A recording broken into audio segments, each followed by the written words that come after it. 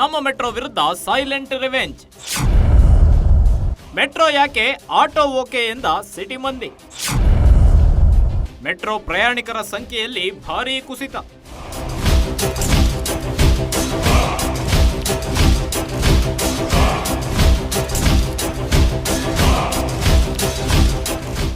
ನಮ್ಮ metro ticket rate ಜಾಸ್ತಿ ಮಾಡಿ ಪ್ರಯಾಣಿಕರ ಆಕ್ರೋಶಕ್ಕೆ ಕಾರಣವಾಗಿದೆ.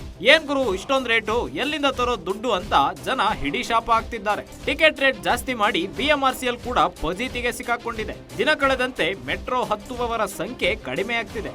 ಸಾಕಪ್ಪ ಮೆಟ್ರೋ ಸವಾಸ ಅಂತ ಪ್ರಯಾಣಿಕರು ಆಟೋ ಕಡೆ ಮುಖ ಮಾಡ್ತಿದ್ದಾರೆ.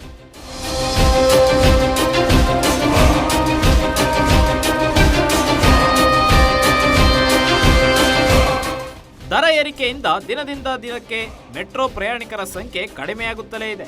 ಫೆಬ್ರವರಿ 2ನೇ ವಾರದಲ್ಲಿ ರೇಟ್ ಜಾಸ್ತಿ ಮಾಡಿದ್ದ ಬಿಎಂಆರ್ಸಿಎಲ್ ಈಗ ಪ್ರಯಾಣಿಕರಿಲ್ಲದೆ ಪರದಾಡುತ್ತಿದೆ. ಪ್ರತಿದಿನ ಸರಾಸರಿ 13ರಷ್ಟು ಪ್ರಯಾಣಿಕರ ಸಂಖ್ಯೆ ಇಳಿಕೆಯಾಗ್ತಿದೆ. ದರ ಇಳಿಕೆ ಮಾಡಿಲ್ಲ ಅಂದ್ರೆ ಮೆಟ್ರೋ ಹತ್ತಲ್ಲ ಎಂದು ಪ್ರಯಾಣಿಕರು ಸಿಟ್ಟಾಗಿದ್ದಾರೆ.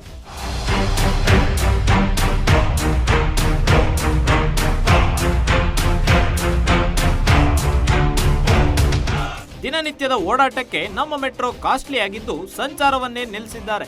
ಇದರಿಂದ ಗಣನೀಯ ಪ್ರಮಾಣದಲ್ಲಿ ಮೆಟ್ರೋ ಸವಾರರ ಸಂಖ್ಯೆಯಲ್ಲಿ ಇಳಿಕೆಯಾಗಿದೆ. ಫೆಬ್ರವರಿ 9ಕ್ಕೆ ಮೆಟ್ರೋ ದರ ಏರಿಕೆಯಾಗಿದ್ದು, ದರ ಹೆಚ್ಚಳಕ್ಕೆ ಮೊದಲು ದಿನಕ್ಕೆ ಸರಾಸರಿ 8.2 ಲಕ್ಷ ಜನರು ಮೆಟ್ರೋದಲ್ಲಿ ಟ್ರಾವೆಲ್ ಮಾಡ್ತಿದ್ರು. ಆದರೆ ರೇಟ್ ಜಾಸ್ತಿ ಮಾಡಿದ ಮೇಲೆ 20 ದಿನಗಳಲ್ಲಿ 7.1 ಲಕ್ಷಕ್ಕೆ ಕುಸಿತ ಆಗಿದೆ.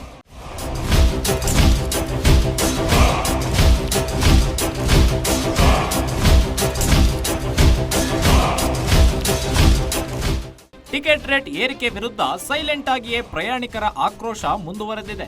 ಜನವರಿಯಲ್ಲಿ 2.49 ಕೋಟಿ ಪ್ರಯಾಣಿಕರು ಮೆಟ್ರೋದಲ್ಲಿ ಟ್ರಾವೆಲ್ ಮಾಡಿದ್ದು, ರೇಟ್ ಹೆಚ್ಚಳವಾದ ನಂತರ ಫೆಬ್ರವರಿಯಲ್ಲಿ 2.09 ಕೋಟಿ ಜನರು ಮಾತ್ರ ಪ್ರಯಾಣ ಮಾಡಿದ್ದಾರೆ.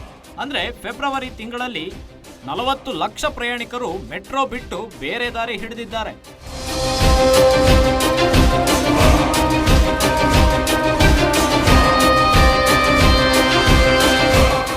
ಒಟ್ಟಾರೆ ನಮ್ಮ ಮೆಟ್ರೋಗೆ ಇತ್ತ ಲಾಭವೂ ಇಲ್ಲದೆ ನಷ್ಟವೂ ಇಲ್ಲದೆ ಕಂಗಾಲಾಗೋಗಿದೆ. ಟಿಕೆಟ್ ರೇಟ್ ಏರಿಕೆ ಎಫೆಕ್ಟ್ ನಿಂದ ಮೆಟ್ರೋ ಪ್ರಯಾಣಿಕರನ್ನ ಕಳೆದುಕೊಂಡಿದ್ದು, ಮುಂದೆ ಯಾವ ರೀತಿಯಲ್ಲಿ ಬಿಎಂಆರ್ಸಿಎಲ್ ಇದನ್ನ ಓವರ್ಕಮ್ ಮಾಡುತ್ತೆ ಅನ್ನೋದನ್ನ ಕಾದ್ ನೋಡಬೇಕಾಗಿದೆ.